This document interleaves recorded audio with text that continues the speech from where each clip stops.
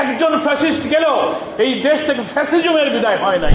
ফলে 17-18 বছরের এই ইতিহাসের একটি কালো যুগে নির্যাতিত বাংলার মানুষ যখন ক্ষুব্ধ হয়ে উঠলো, বিক্ষুব্ধ হয়ে উঠলো, এটা তারই একটা আউটবাস্ট, একটা গণবিস্ফোরণ যেমন ছিল, তেমনি এর মধ্যে লুকানো ছিল অন্তর্নিহিতভাবে একটি নতুন বাংলাদেশ বিনির্মাণের স্বপ্ন। যারা বিদায় নিয়েছেন, কারাগারে নিহত হয়েছেন, ফাঁসিতে জীবন দিয়েছেন, গুলির সামনে বুক চেটিয়ে আবু সাইদ মুগ্ধদের মতো যারা বাংলাদেশকে বিজয়ী করে ফ্যাসিবাদকে পরাজিত করেছে, আজকে ঐতিহাসিক অবদানে তাদেরকে আমি শ্রদ্ধার সাথে স্মরণ করছি। কিন্তু তাদের স্বপ্ন একটা নতুন বাংলাদেশ। বিএফইউজের আজকের এই আয়োজনে আমাদের নতুন করে শপথ নেওয়া উচিত। আমরা মনে করি আওয়ামী দুঃশাসন বিদায় নিয়েছে, ফ্যাসিস্ট শেখ হাসিনা চলে গিয়েছে। এখানে আমি মনে করি আত্মতৃপ্তির, স্বস্তির কিছু নেই।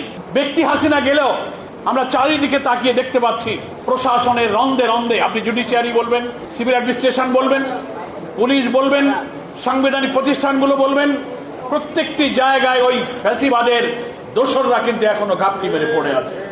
ফলে একজন ফ্যাসিস্ট গেলেও এই দেশ থেকে ফ্যাসিজমের বিদায় হয় নাই।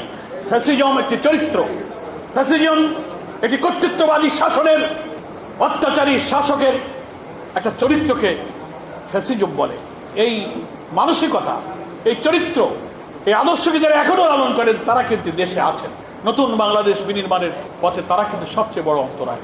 আমরা যে গণ আকাঙ্ক্ষার প্রতিফলন দেখেছিলাম, এমন একটি বাংলাদেশ হবে যেখানে ক্ষুধা, দারিদ্র, শিক্ষা, চিকিৎসা, বাসস্থান, অন্নহীন, বস্ত্রহীন, নিরন্ন মানুষের কান্না, বস্ত্রহীনের আকুতি থাকবে না, এমন একটা মানবিক, সমৃদ্ধ, ইনসাফপূর্ণ একটা বাংলাদেশ আমরা চেয়েছিলাম। সেটা হতে গেলে জুলাই অভ্যুত্থানের পরে আমরা জনগণের ভোটে নির্বাচিত জনপ্রতিনিধিদের কাছে ক্ষমতা হস্তান্তরের মধ্য দিয়ে এটি নিরপেক্ষ নির্বাচনের যে প্রক্রিয়ার দিকে এগিয়ে যেতে চাচ্ছি, বারবার একটি অপশক্তি সেই পথে বাধার সৃষ্টি করছে। কিছু দূর এগিয়ে আবার কিছু দূর পেছিয়ে। আজকের এই গণ অভ্যুত্থানের প্রথম বার্ষিকীতে এ ব্যাপারে আমাদের এখন সচেতন হওয়ার সময় হয়েছে। আমাদের আত্মতৃপ্তির কিছু নেই। আমরা মনে করি আওয়ামী লীগ তো নেই, দুঃশাসন তো বেঁধে দিয়েছে। নো, আমরা তো তাকিয়ে দেখতে পাই আমাদের সামনে কিন্তু এখনো দেখতে পাচ্ছি ফ্যাসিবাদী রাষ্ট্র কাঠামো বিরাজমান। রাষ্ট্রযন্ত্রের সর্বত্র ফ্যাসিবাদের প্রতাপতারা আছে। দিল্লির আধিপত্যবাদের কালো থাবা এখনো চতুর্দিক থেকে চেয়ে বসছে। ব্যবসা, বাণিজ্য, রাজনীতি, আন্তর্জাতিক নীতি, কূটনীতি, ইভেন সামনের নির্বাচন নিয়ে জনগণের আকাঙ্ক্ষাকে কি করে ধুলায় মিশিয়ে দেওয়া যায় তার চক্রান্ত এখনো কিন্তু বিদ্যমান। পরাশক্তির আমাদের দেশে নির্বাচন আর সরকার পরিবর্তনের সময় আসলে পরাশক্তির যে খেলা হয়, সে খেলাও আমরা এখন কিন্তু দেখতে পাচ্ছি। অর্থ পাচার, লুটপাট, দুর্নীতিবাজদের সিন্ডিকেট কিন্তু শেষ হয়ে যায়নি। ফলে আমাদের জাতীয় ঐক্যের যে কমন ইস্যু, শুধু আওয়ামী লীগ নেই বলেই আমাদের মধ্যে বিভেদ থাকবে, অনৈক্য থাকবে, যার যার হয়ে যাব।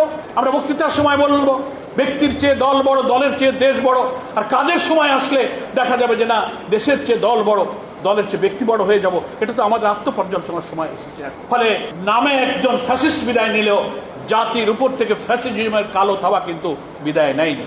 এজন্য আমি মনে করি মঞ্চে উপবিষ্ট জাতীয় নেতৃবৃন্দ, সারা দেশের সব দলের রাজনৈতিক মতাদর্শের মানুষ, যারা আমরা ফ্যাসিবাদ বিরোধী আন্দোলনে জুলাই অভ্যুত্থানের ওই কঠিন চেতনাকে লালন করেছিলাম, তাদের একটা জাতীয় ঐক্যের সময় কিন্তু শেষ হয়ে যায়নি, বরং আমি মনে করি এটাই তার চূড়ান্ত মুহূর্ত আমরা অতিক্রম করছি।